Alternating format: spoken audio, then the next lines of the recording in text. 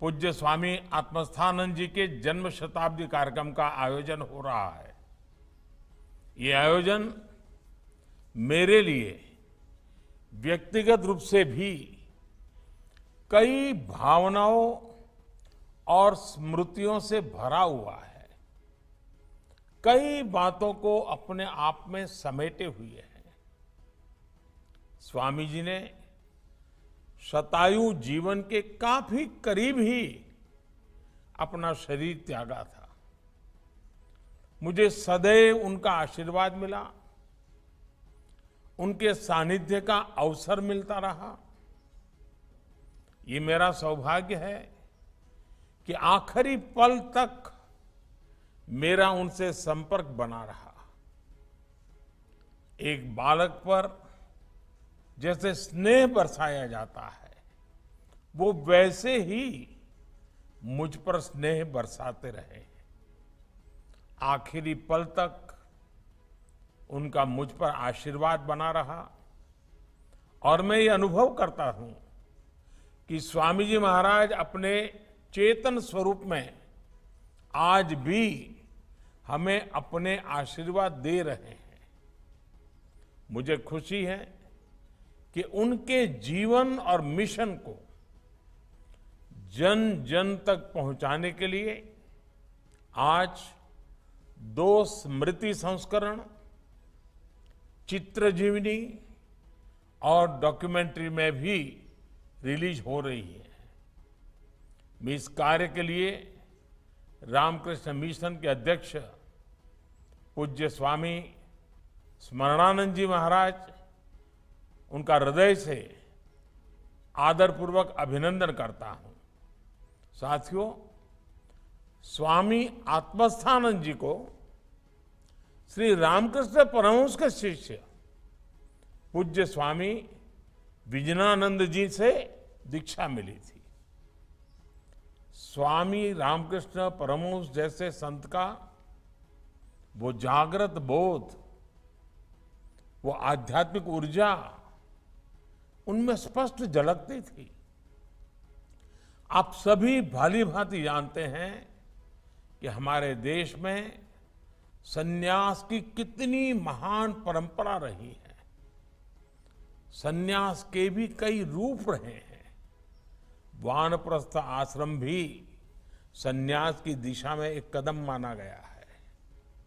सन्यास का अर्थ ही है स्वयं से ऊपर उठकर समष्टि के लिए कार्य करना, समष्टि के लिए जीना, स्व का विस्तार समष्टि तक।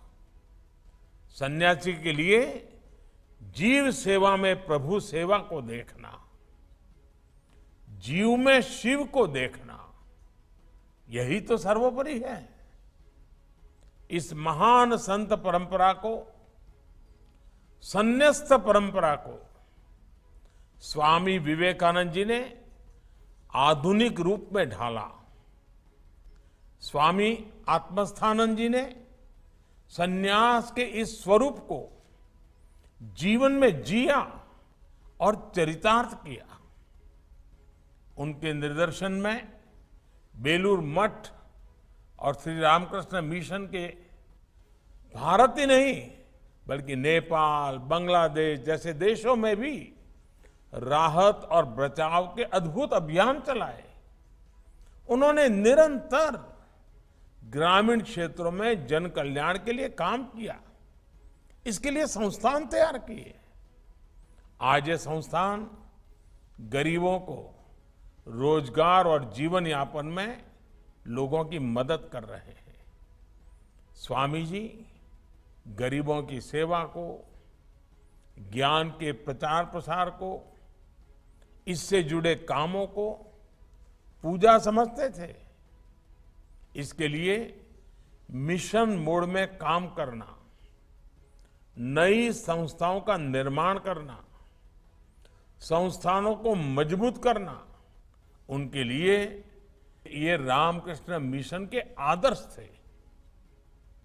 जैसे हमारे यहां कहते हैं ना कि जहां भी ईश्वरीय भाव है वहीं तीर्थ है, ऐसे ही जहां भी ऐसे संत हैं, वहीं मानवता, सेवा, ये सारी बातें केंद्र बिंदु में रहते हैं। स्वामी जी ने अपने संन्यास जीवन में ये सिद्ध करके दिखाया। साथियों, सैकड़ों साल पहले आदि शंकराचार्य हो या आधुनिक काल में स्वामी विवेकानंद, हमारी संत परंपरा हमेशा एक भारत श्रेष्ठ भारत का उद्घोष करती रही है। रामकृष्ण मिशन की तो स्थापना एक भारत श्रेष्ठ भारत के विचार से जुड़ी हुई है। स्वामी विवेकानंद ने इसी संकल्प को मिशन के रूप में जिया था। उनका जन्म बंगाल में हुआ था, लेकिन आप देश के किसी भी हिस्से में जाइए, आपको ऐसा शायद ही कोई क्षेत्र मिला जहां विवेकानंद जी गए न हो या उनका प्रभाव न हो। उनकी यात्राओं ने गुलामी के उस दौर में देश को उसकी पुरातन राष्ट्रीय चेतना का एहसास करवाया, उसमें नया आत्मविश्वास फूंका। रामकृष्ण मिशन की इसी परंपरा को स्वामी आत्मस्थानंद जी ने अपने पूरे जीवन आगे बढ़ाया। उन्होंने देश के अलग अलग हिस्सों में अपना जीवन खपाया, अनेक काम किए, और जहां भी वो रहे वहां पूरी तरह रच बस गए। गुजरात में रहकर वो इतनी अच्छी गुजराती बोलते थे, और मेरा तो सौभाग्य रहा कि जीवन के अंत काल में भी जब उनसे बात होती थी तो गुजराती में होती थी।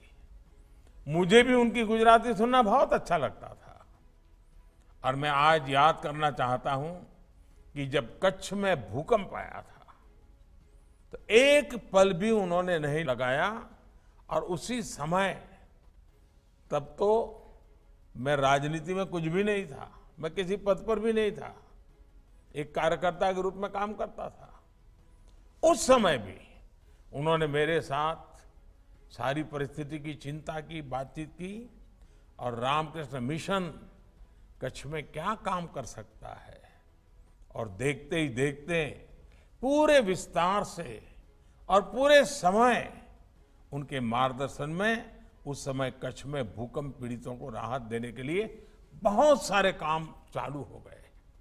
इसलिए रामकृष्ण मिशन के संतों को देश में राष्ट्रीय एकता के संवाहक इस रूप में हर कोई जानता है, और जब वो विदेश जाते हैं तो वो वहां भारतीयता का प्रतिनिधित्व करते हैं। साथियों, रामकृष्ण मिशन की ये जागृत परंपरा रामकृष्ण परमहंस जैसी दैवीय विभूति की साधना से प्रकट हुई है। स्वामी रामकृष्ण परमहंस एक ऐसे संत थे जिन्होंने मां काली का स्पष्ट साक्षात्कार किया था, जिन्होंने मां काली के चरणों में अपना सर्वस्व समर्पित कर दिया था। वो कहते थे, ये संपूर्ण जगत, ये चराचर, सब कुछ मां की चेतना से व्याप्त है।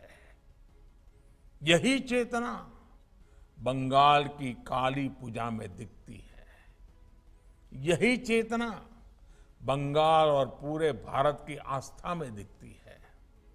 इसी चेतना और शक्ति के एक पुंज को स्वामी विवेकानंद जैसे युग पुरुषों के रूप में स्वामी रामकृष्ण परमहंस ने प्रदीप्त किया था। स्वामी विवेकानंद को मां काली की जो अनुभूति हुई, उनके जो आध्यात्मिक दर्शन हुए, उसने उनके भीतर असाधारण ऊर्जा और सामर्थ्य का संचार किया था।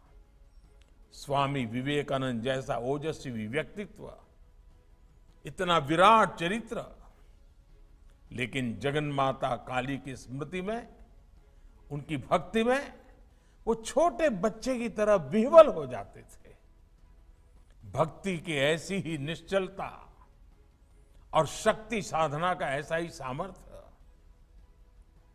मैं हमेशा पूज्य स्वामी आत्मस्थानंद जी के भीतर भी देखता था। और उनकी बातों में भी मां काली की चर्चा होती रहती थी।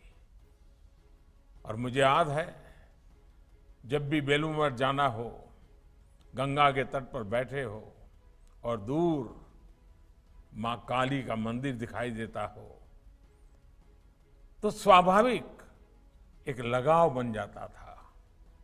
जब आस्था इतनी पवित्र होती है तो शक्ति साक्षात हमारा पथ प्रदर्शन करती है। इसलिए मां काली का वो असीम आशीर्वाद हमेशा भारत के साथ है। भारत इसी आध्यात्मिक ऊर्जा को लेकर आज विश्व कल्याण की भावना से आगे बढ़ रहा है। साथियों, हमारे संतों ने हमें दिखाया है कि जब हमारे विचारों में व्यापकता होती है तो अपने प्रयासों में हम कभी अकेले नहीं पड़ते। आप भारतवर्ष की धरती पर ऐसे कितने ही संतों की जीवन यात्रा अगर आप देखेंगे, जिन्होंने शून्य संसाधनों के साथ शिखर जैसे संकल्पों को पूरा किया। यही विश्वास, यही समर्पण मैंने पूज्य आत्मस्थानंद जी के जीवन में भी देखा था। उनसे मेरा गुरु भाव का भी संबंध रहा है। मैंने उन जैसे संतों में निष्काम होकर 100% समर्पण के साथ खुद को खपाने की सीख ली है। इसलिए मैं कहना चाहता हूं, जब भारत का एक व्यक्ति, एक ऋषि इतना कुछ कर सकता है, तो हम 130 करोड़ देशवासी सामूहिक संकल्पों से कौन सा लक्ष्य है जो पूरा नहीं कर सकते। संकल्प की शक्ति को हम स्वच्छ भारत मिशन में भी देखते हैं। लोगों को विश्वास नहीं होता था कि भारत में इस तरह का मिशन सफल हो सकता है, लेकिन देशवासियों ने संकल्प किया और परिणाम दुनिया देख रही है। डिजिटल इंडिया का उदाहरण भी हमारे सामने है। डिजिटल पेमेंट्स की शुरुआत के समय कहा जाता था कि ये टेक्नोलॉजी भारत जैसे देश के लिए नहीं है, लेकिन आज वही भारत डिजिटल पेमेंट्स के क्षेत्र में वर्ल्ड लीडर बनकर उभरा है। इसी तरह कोरोना महामारी के खिलाफ वैक्सीनेशन का सबसे ताजा उदाहरण हमारे सामने है। 2 साल पहले कई लोग कैलकुलेशन करते थे कि भारत में सबको वैक्सीन मिलने में कितना समय लगेगा। कोई कहता था 5 साल, कोई कहता था 10 साल, कोई कहता था 15 साल। आज हम 1.5 साल के भीतर 200 करोड़ वैक्सीन डोज के करीब पहुंच चुके हैं। ये उदाहरण इस बात के प्रतीक हैं कि जब संकल्प शुद्ध हो तो प्रयासों को पूर्ण होने में कोई देर नहीं लगती, रुकावटों से भी रास्ते निकलते हैं। मुझे विश्वास है कि हमारे संतों के आशीर्वाद और उनकी प्रेरणा देश को इसी तरह मिलती रहेगी। आने वाले समय में हम वैसा ही भव्य भारत बनाएंगे जिसका आत्मविश्वास हमें स्वामी विवेकानंद जी ने दिया था और जिसके लिए स्वामी आत्मस्थानंद जी जैसे संतों ने प्रयास किया था। और मैं आज आप सभी पूज्य संत जनों के सामने आया हूं जैसे मैं अपने परिवार में आया हूं, इसी भाव से बात कर रहा हूं। आपने मुझे हमेशा अपने परिवार का सदस्य माना है। आजादी का अमृत महोत्सव चल रहा है। इस अमृत महोत्सव में हर जिले में 75 अमृत सरोवर बनाने का संकल्प है। आप जहां भी काम कर रहे हैं, आप भी लोगों को प्रेरित करिए, आप भी इससे जुड़िए और आजादी के अमृत महोत्सव के मानव सेवा के इस उत्तम काम में आपका मार्गदर्शन, आपका सहयोग, आपकी सक्रियता बहुत बड़ा परिवर्तन ला सकती है। आप हमेशा समाज के सुख दुख के साथ ही रहे हैं। शताब्दी वर्ष नई ऊर्जा, नई प्रेरणा का वर्ष बना रहे हैं। आजादी का अमृत महोत्सव देश में कर्तव्य भाव जगाने में सफल हो, इन सब में हम सबका सामूहिक योगदान एक बहुत बड़ा परिवर्तन ला सकता है। इसी भाव के साथ आप सभी संतों को एक बार फिर मेरा प्रणाम, बहुत बहुत धन्यवाद।